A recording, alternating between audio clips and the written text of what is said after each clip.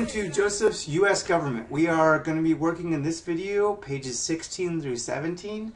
The reason why I ordered this one before page 15 is because I feel like the information on page 15 is kind of getting ahead of it. It's kind of like watching the end of the movie before you watch the first part of the movie. I feel like 16 through 17 gradually gets you up into what's in page 15.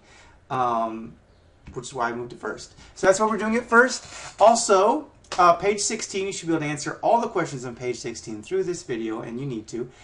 Page 17, though, pay attention, you only need to do question number 1. There are other questions. There is another side, page 18. Don't worry about that. That content we will be working on in class. With an activity, we may not even fill in, we probably won't be filling in those portions of the packet because I got something else for you in class. It'll be a lot more fun than a video. So, with that said, let's go ahead and get into, let's get started. So, the Articles of Confederation was a failure. It just wasn't working. It was this League of Friends where 13 different states under the Articles of Confederation, you know, this first American government, where everyone would just agree on everything. That was the idea, is that, you know, if one person doesn't like it, then we won't do it because we're all friends here and we don't want to offend anybody and we don't want to worry about taking anybody's, you know, rights away. We wanted to avoid tyranny, you know, all that kind of stuff. But the thing is we made the government so weak by having to ask permission from all the friends to make sure everyone is happy on every little tiny thing that nothing could get done. Imagine it with you and your friends.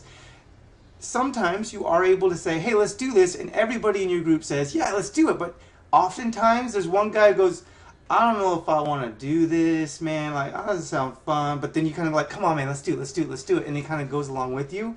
Well, what if that one friend who sometimes says, I don't want to do this, knew that if he says, I don't want to do this, the rest of you had to say, okay, let's think of something else. That's a lot of power in that one person's hands. Also imagine how impossible it would be to make sure that everything you want to do happened. I mean, you'd be very limited. All it took is one vote out of your entire group of friends to say no, and you had to come up with something else. You had to just stop. That's what the problem was. So the Constitution was written up, and now it's time to vote on it. But through the writing process, two parties developed. Now, a party is not just party, get down, have fun, let's do things that we can't talk about in an educational video. No, that is one kind of a party.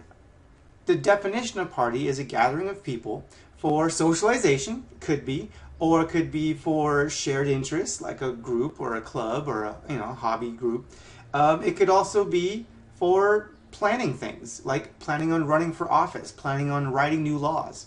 Planning on trying to organize voting drives.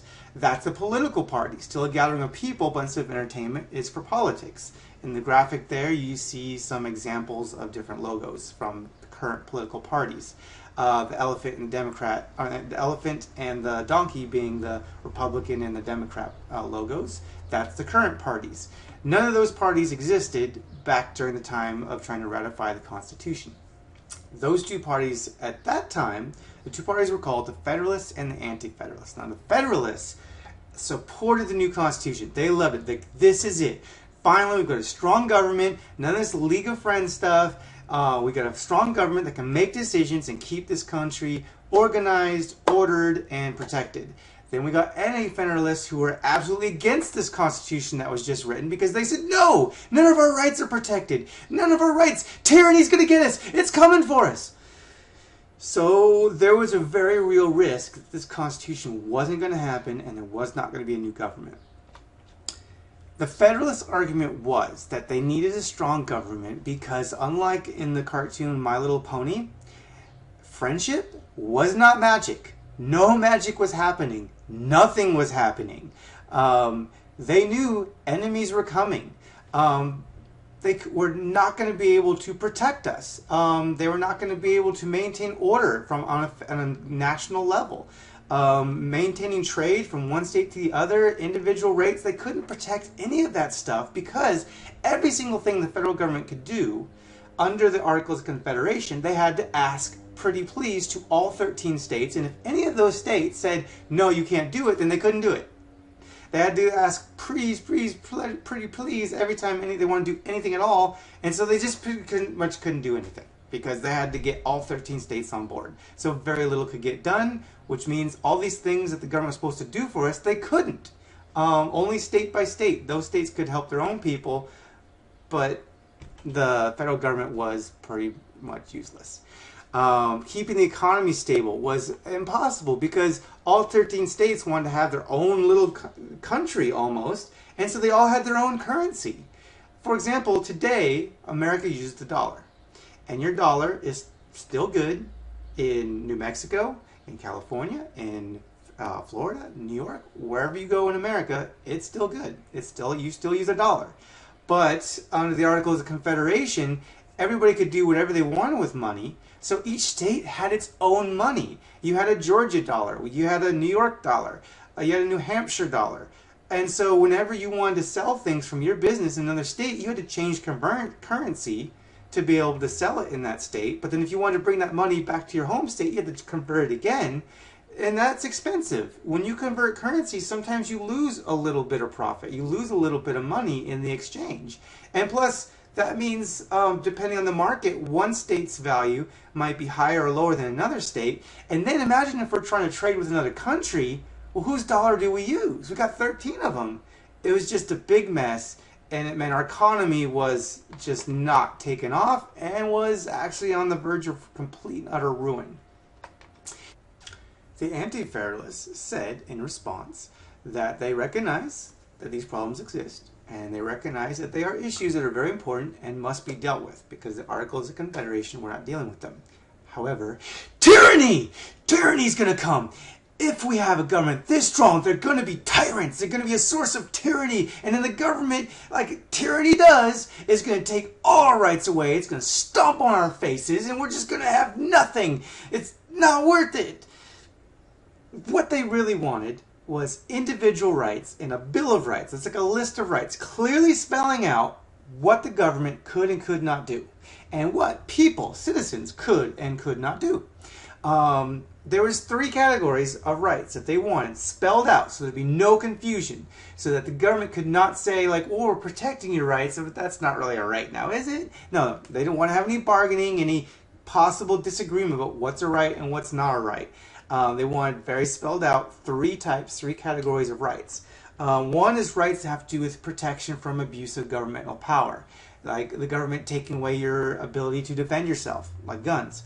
The government taking away property, things you own.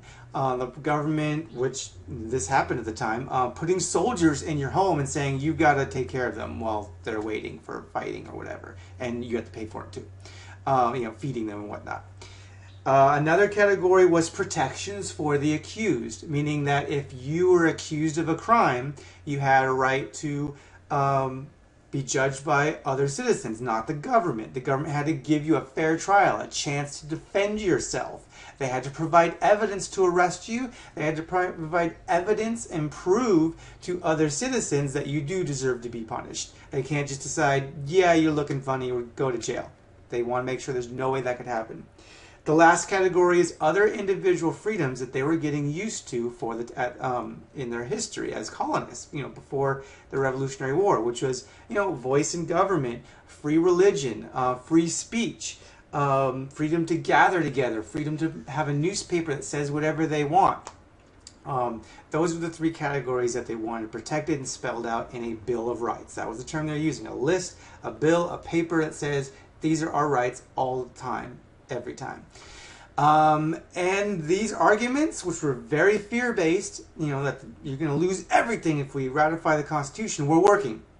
They were extreme, and sometimes they were overdoing it and exaggerating the situation, but it was working, and it was looking like that the Constitution was not going to get voted in, it was going to get totally scrapped, and they're going to have to start all over again. So, the Federalists wrote a series of papers, written arguments for why the Constitution needs to be ratified. Because they realized they were losing this fight. The Constitution that they had spent so much time writing out was going to get thrown away if they didn't do something. So they had 2 different angles. One was the rational. And that was that they're saying, look, the Constitution will create a strong federal government that will protect the liberty, the freedom of every citizen, because there'd be one government for everybody, not 13 different governments. One government everyone could communicate with, and they could communicate back with you to make sure that everyone has the same rights and same protections, and not have 13 different sets, so that no one's confused about, like, well, I'm free to do this in New York, but am I free to do this in Georgia and Rhode Island? Or no, just have one set of rights for everybody. That was the goal. And then, to use fear against fear, they said, if you don't give us this strong government that can make decisions without having to ask for permission from 13 states every single time, if we can't do this, we're going to get conquered. Okay, Spain, England, France, yeah, we had kind of made friends with some and pushed out, England, but they were still looking to get us. England, of course, they wanted revenge. They were not done with us. They were going to be looking for a weak point to come take advantage. Same thing with Spain and France.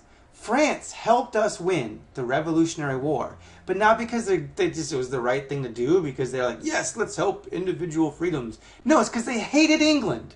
And they wanted the land that the colonists had, that America, that is now, the east coast of America. They wanted that land, and they figured if they go against a war with England, they've done that before.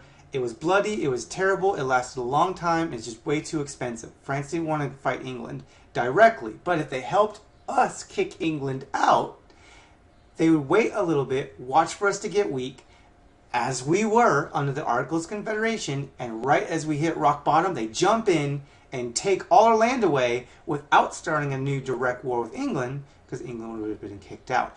We knew that was happening. The Federalists knew that was going to happen, and they knew, and they were starting to say in the Federalist Papers, we're going to get attacked, and everything's going to be taken away. Forget tyranny of the national government. Forget worrying about individual rights. It's all going to be taken away from us by some other country if we don't get our act together and start working together. And this worked. This scared people more than the anti-federalists were able to scare people into voting for the Constitution. And in Congress, the Constitution was ratified, though just barely. However, now the fight would have to move on to the states. Each state would have to vote. Now, it didn't have to be 100%, but it would have to vote for them. And that was going to be a whole nother fight, which we'll cover at a later time. So, go ahead and move on to the video assignment for page 15. Oh, and not 17, that's more. So, page 15. And then, after watching that video,